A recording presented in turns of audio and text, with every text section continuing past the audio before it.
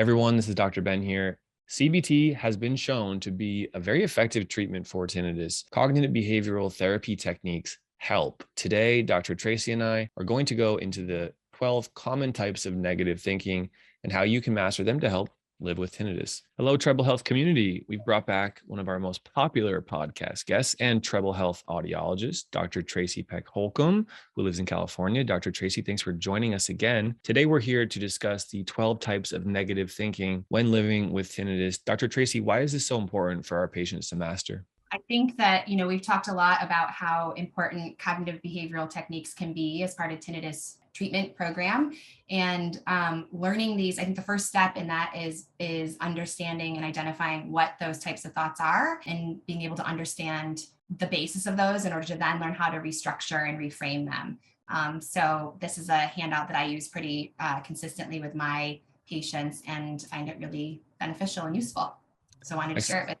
Excellent. We're going to start by putting it on the screen now, and we're going to read through some of the main points here, and then we're going to talk about the significance. Dwelling on your tinnitus can lead to negative emotions that affect your behavior and psychological well-being. There are 12 types of negative thinking processes in reference to how people deal with their tinnitus. Reading over the list, you might identify some that apply to you. The first on the list is overgeneralizing. A person who overgeneralizes makes conclusions based on a single piece of evidence. Example, I was awake all night from my tinnitus, therefore it will keep me awake every night. With that one, I think that's a pretty common style of negative thinking. I hear that one or some version of that a lot. And it's helpful to identify those kind of reoccurring thoughts because then that makes it really easy to then work on reframing those. Another example that I see with some of our community for overgeneralizing may be because I have trouble in quiet places, I'm never going to be able to go into quiet places, and all quiet places are difficult for me to be in. Well, there are tools and there are techniques to enjoy life in quiet places, whether that's using sound therapy, using CBT-based approaches to reacting to thoughts. With both of them, someone can be in quiet. So we don't want to overgeneralize and essentially make it harder for our brain to get out of that challenging place. For example, being in quiet. Number two, categorizing. Someone might see things in distinct black or white categories. Events are either good or bad, never just okay or gray. So an example would be my life was perfect before I had tinnitus and now everything is terrible. An important comment on this is that someone might create two categories. Either I have tinnitus or I don't. Either my life is ruined because I have tinnitus, or it's cured, it's gone, it's better. I never hear it again. There's a huge spectrum of where someone can fall on how they're affected by tinnitus. I have tinnitus. It affects me sometimes, but it's essentially not an issue in my life. So I don't fall in these black or white buckets. And the goal of where we want someone to get who has bothersome tinnitus, it's going to be on this spectrum, on this scale, and it will take time to go through these stages. It's never just gone completely, never comes back in your life again. You never think about it, right? Yeah. All right. And I would just add to that I think, even day to day, we know tinnitus fluctuates. We know it can kind of change. That's sort of the nature of it. But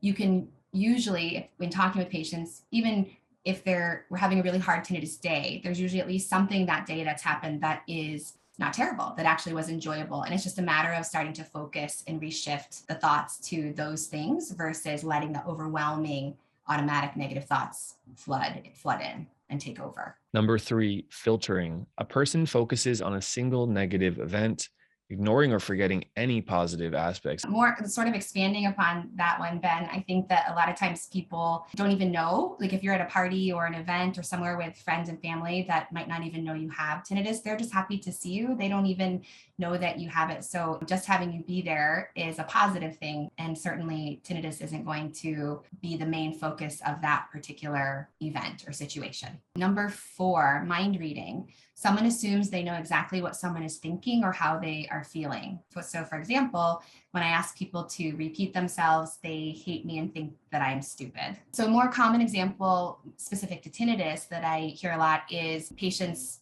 will tell me that when they go to like a restaurant or something with friends, they feel really bad or feel like they're a burden on their friends if they ask to move to like a more quiet space in the restaurant. And that's not true. Most often, friends and family are more than willing to oblige to make sure that everyone's comfortable and enjoying their time together. And another example might be that because you can't do your normal activities, because you are limited during an intense period of tinnitus, your spouse, your family might notice that, and you might try to read their mind and think negatively and think, they think I'm worthless. I'm doing nothing for my family. They think that this should be easy to get over, and they think I'm weak because I'm struggling with this. Well, that's in your mind. That's not in their mind. So we don't want to make that assumption. Number 5, catastrophizing. A person makes mountains out of molehills and expects the worst possible outcomes. For example, since my tinnitus has worsened, I know I'm going deaf. This is a really common style of negative thinking that I see a lot with patients. I also refer to this as kind of worst case scenario. Patients will think about something that's coming, 6 months down the road and just already sort of assume that it's not going to happen, that they're not going to be able to go, that it's going to be terrible, again, kind of thinking of the worst possible thing. And so we try to dial that back and work towards meeting that goal by doing the cognitive restructuring. One of your patients that you worked with one-on-one, Dr. Tracy, was in our group coaching last night. For all Treble Health subscribers, members, we have group coaching that meets every 2 weeks, and I host it typically. And last night, one of your patients explained that for her, the negative thought was, I won't habituate. And it came up over and over. She kept having it. But after a few weeks of replacing that with a more neutral, practical thought, instead of catastrophizing and believing that or going down that mental path, she said, nope, I'm not going to go there. And she replaced it with a more neutral, realistic outlook of, I'm having a really bad day and I'm still in the early phases of this, and I likely will habituate, according to scientists and researchers. After a few weeks, she was noticing periods of quiet and silence. She's not better, but it just shows the power of these CBT techniques. Minimizing. So someone belittles the significance of their progress. The example being, my tinnitus was under control today, but that was just by good luck.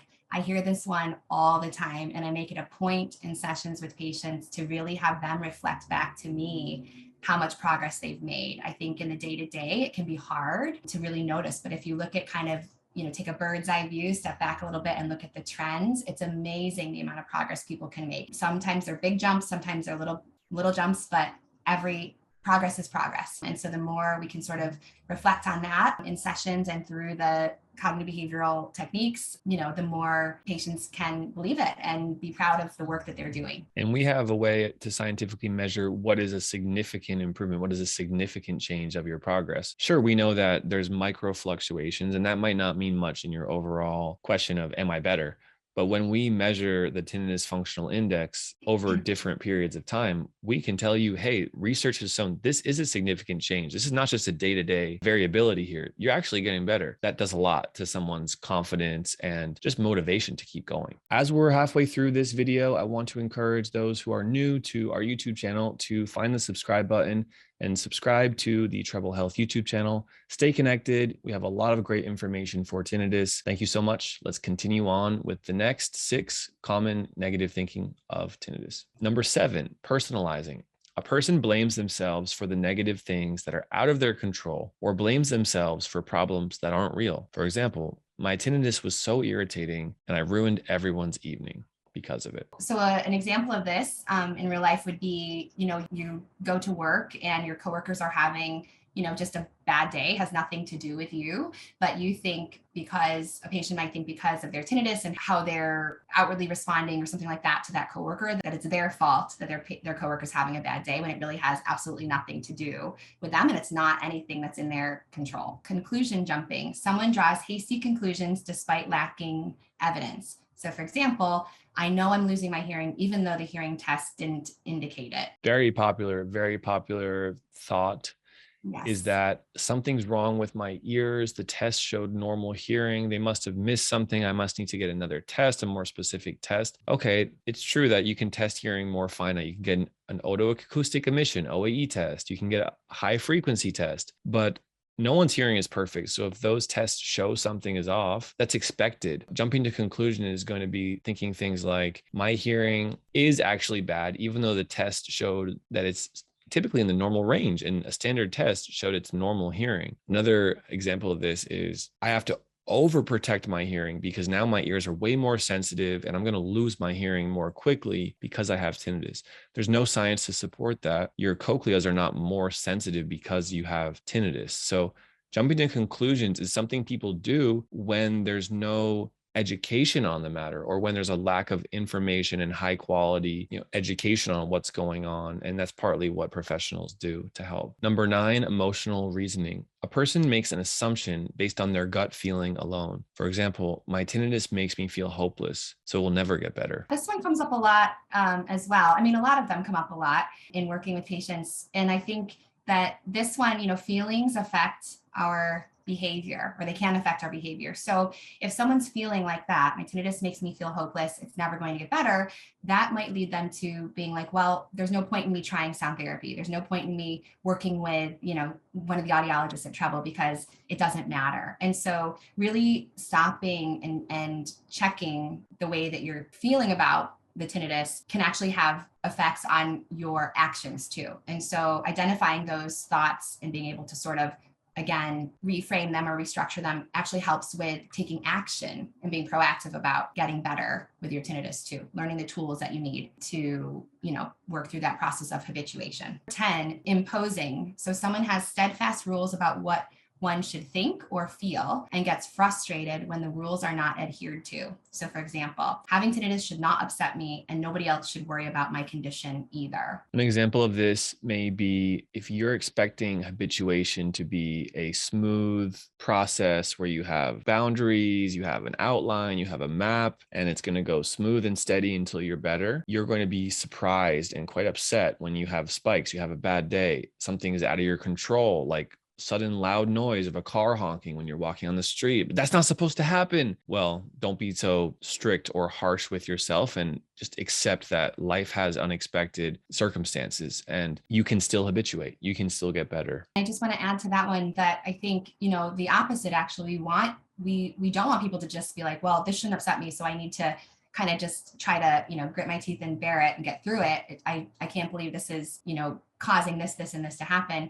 We want to acknowledge that and then, learn the underlying reasons for that to be able to work through it. So it's not about just trying to kind of, push it away. It's about actually acknowledging and then being able to move through those emotions. Number 11, labeling. This extreme form of generalizing is a combination of categorizing and catastrophizing. Example, having tinnitus renders me utterly disabled. So to add to this, I think in the very beginning stages of tinnitus onset, that it can feel really overwhelming and almost sort of, your patients feel kind of frozen. They're not able to they feel really out of control with it. And you can sort of move through that and get through that phase by acknowledging that even though you're having a really difficult time, you are still able to do, X, Y, or Z. Like it has not completely. And the goal with working with patients is to get them to be able to get back to their life before tinnitus. And so, setting goals, what you want to work back towards, achieving those types of goals, setting in the very beginning can be super helpful. Number 12, blaming. A person holds others responsible for their woes. Or alternatively, a person may blame themselves for others' troubles. So for example, my tinnitus wouldn't be so bad if my family understood what I'm going through. And we all have a lot of sentiment towards doctors who tell us there's nothing we can do. And perhaps on our YouTube channel as well, we're communicating how we wish it was different. We're trying to make that different, but still, it's not their fault. They're doing the best that they know is possible. They don't really understand. They haven't been educated. So there's no good in you as an individual with tinnitus to blame your ENT doctor that they set you back so far. That may be true, but blaming them or always coming back to them as the reason things aren't as good as you want them to be, or the reason that you're really struggling. All that to say, notice when you're blaming, be able to call it what it is and try to let go of it so we're not holding on to unnecessary things. All the cognitive distortions listed above are based on the book Tinnitus, a Self-Management Guide for Ringing in Your Ears by Jane Henry.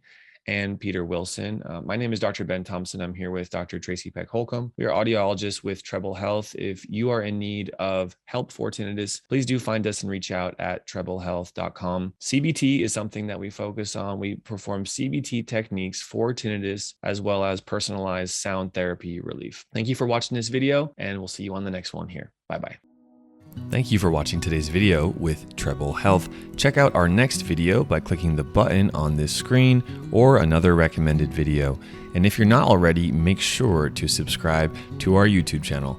Thanks so much. See you on the next video.